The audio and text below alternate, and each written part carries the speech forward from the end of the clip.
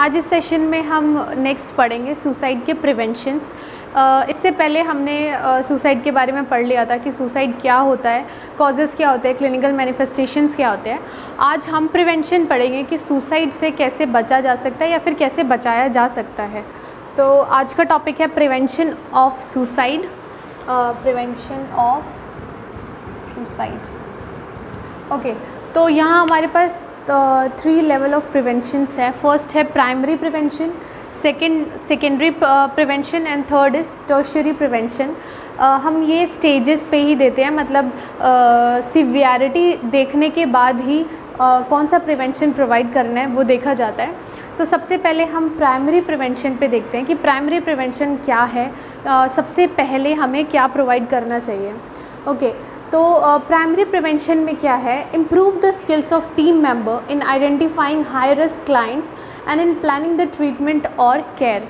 सबसे पहले जितने भी पेशेंट्स होंगे जो कि साइकेट्रिक इमरजेंसी वाले पेशेंट्स होंगे, उन सारे पेशेंट को ट्रीट करने वाली जो टीम होगी, जितने भी वहाँ पे मेंबर होंगे, जो भी टीम मेंबर होंगे, जो भी स्टाफ है वहाँ का, उनका क्या स्किल जो है उनको उसको इम्प्रूव कराना बहुत ज़्यादा ज़रूरी है। वो इम्प्रूव्ड रहेगा तभी उनको बहुत अच्छे से क्या पता लगेगा कि हाई रिस्क वाले जो सिचुएशंस है वो बहुत जल्दी एनालाइज कर लेंगे, बहुत जल्दी आइडेंटिफाई कर लेंगे हाई रिस्क सिचुएशन को, और उसके बाद वो क्या कर पाएंगे, प्लानिंग कर पाएंगे कि इनको क्या ट्रीटमेंट प्रोवाइड करना चाहिए या इनका केयर कैसे करना चाहिए। तो सबसे फर्स्ट पॉइंट यही है, improve the skills of team member in identifying high risk clients and in planning of treatment और केयर।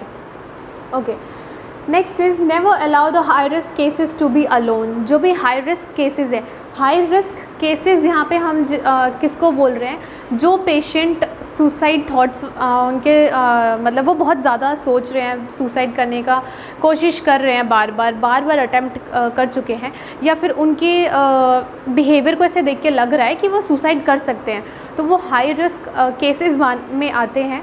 और हाई रिस्क केसेस के साथ क्या होता है, उनको कभी भी अकेले रहने नहीं दिया जाता है, बिकॉज़ अगर वो अकेले रहेंगे तो वो सुसाइड करने की कोशिश कर सकते हैं। नेक्स्ट है refer high risk cases for psychotherapeutic interventions. Okay, जो भी हाई रिस्क केसेस हैं उनको क्या करना है, रेफ़र करना है। रेफ़र किस चीज़ के लिए करेंगे, साइकोथेरेप्यूटिक इंटरवेंशंस के लिए।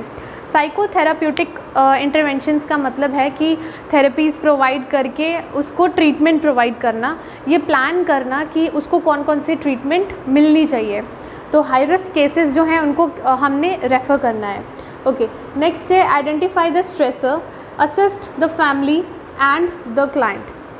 ओके, सबसे पहले स्ट्रेसर जानने की कोशिश करनी है कि क्या स्ट्रेस कौन सा स्ट्रेसर है जो उस पर्टिकुलर पर्सन को या पेशेंट को स्ट्रेस प्रोवाइड कर रहा है या फिर सुसाइड करने पे एक होता है कि मजबूर कर रहा है काइंड ऑफ। ओके, तो identify the stressors, assist the family and the client.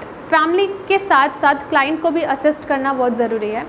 Family को असिस्ट करना इसलिए ज़रूरी है क्योंकि क्या पता फैमिली में से कुछ ऐसा हो कि उसे स्ट्रेस मिल रहा हो, या फिर फैमिली वाले अंडरस्टैंड नहीं कर पा रहे हैं क्लाइंट की बिहेवियर को, या क्लाइंट को अंडरस्टैंड नहीं कर पा रहे हैं। तो इसीलिए फैमिली के साथ साथ क्लाइंट को असिस्ट करना बहुत ज़्यादा ज़रूरी है। Next is guidance and counselling services for high risk group to adjust to the society.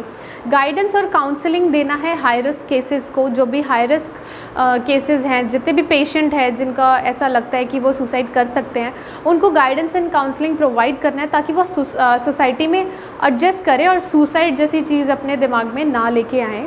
तो इसीलिए गाइडेंस एंड काउंसलिंग उन्हें प्रोवाइड करना है। नेक्स्ट है conduct crisis intervention programme.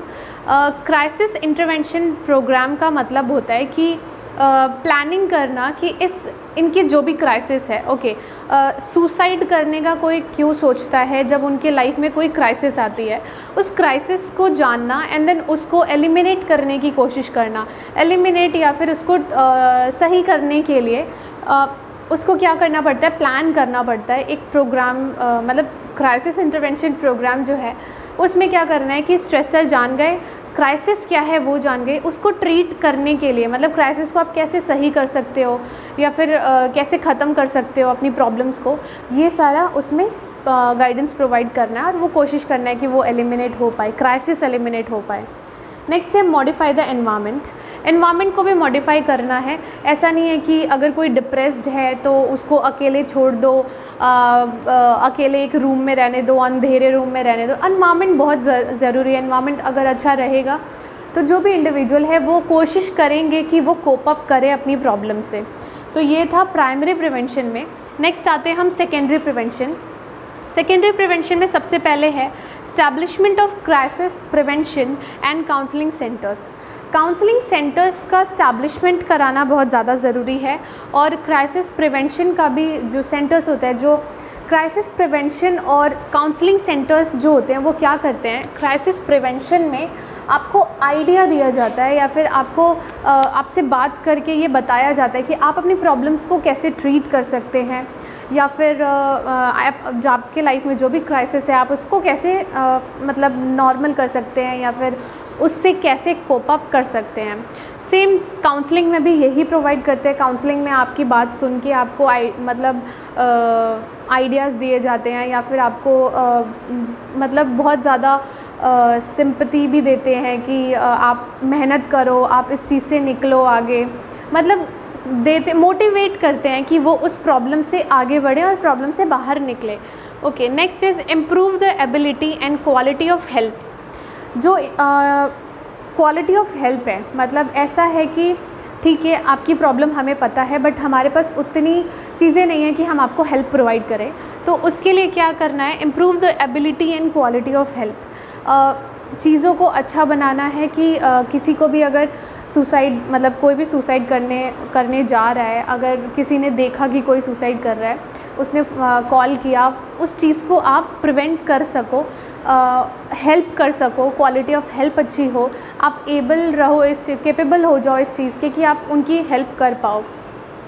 Next है guidance and counselling services for the suicide attempt who are at risk. Guidance and counselling provide करना है जो भी सुसाइड करना चाहते हैं या फिर आपको ऐसा लगता है कि वो हाई रिस्क पे हैं, सुसाइड कर सकते हैं, उनको गाइडेंस एंड काउंसलिंग प्रोवाइड करना है। Arrange screening for high risk groups and arrange supportive services. Screening arrange करना है उनके लिए जो हाई रिस्क पे हैं, सुसाइड करने की कोशिश कर रहे हैं, उनका थोड़ा अच्छे से ट्रीट करना है, उनको पता करना है कि एक्चुअल क्या क्या प्रॉब्लम्स है और उसके लिए सपोर्टिव केयर प्रोवाइड करना है। Provide treatment for the acute suicidal crisis in client. जिसको भी एक्यूट सुसाइडल क्राइसिस है उसको क्या करना है, ट्रीटमेंट प्रोवाइड करना है।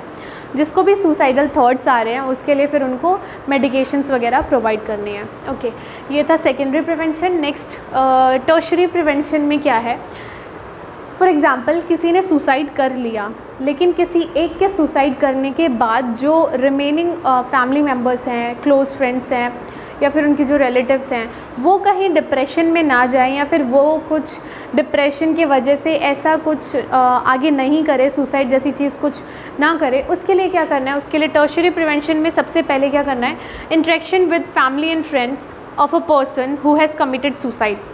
जिसने भी सुसाइड किया है उसकी फैमिली और फ्रेंड्स से इंटरेक्शन करना है, उनको क्या गाइडेंस एंड काउंसलिंग वगैरह प्रोवाइड करनी है। जैसे यहाँ पे है example, guidance, counselling, psychotherapy, family therapy, उनको प्रोवाइड करना है कि अगर कोई चला गया है तो इसका मतलब ये नहीं है कि उसके जाने के गम में आप डिप्रेशन में चले जाओ या फिर आप भी ऐसा कुछ स्टेप उठाओ, ऐसा सुसाइड करने का सोचो। ओके, या फिर डाइवर्जनल थेरेपी भी यूज़ करते हैं। डाइवर्जनल थेरेपी में क्या होता है कि अगर वो किसी एक चीज़ को सोच रहे तो उस पर्टिकुलर चीज़ से उनको डाइवर्ट करने की कोशिश करते हैं, वो डाइवर्जनल थेरेपी में होता है। नेक्स्ट है minimising the residual effect of suicide attempt. Suicide attempt का जो बचा कुचा इफ़ेक्ट है उसको और ज़्यादा कम करने की कोशिश करते हैं ताकि जो जाने वाला था वो चला गया, उसके वजह से बाकी फैमिली मेम्बर्स जो हैं वो ऐसा कुछ नहीं करें। और लास्ट है follow up and continuity of care as to be planned.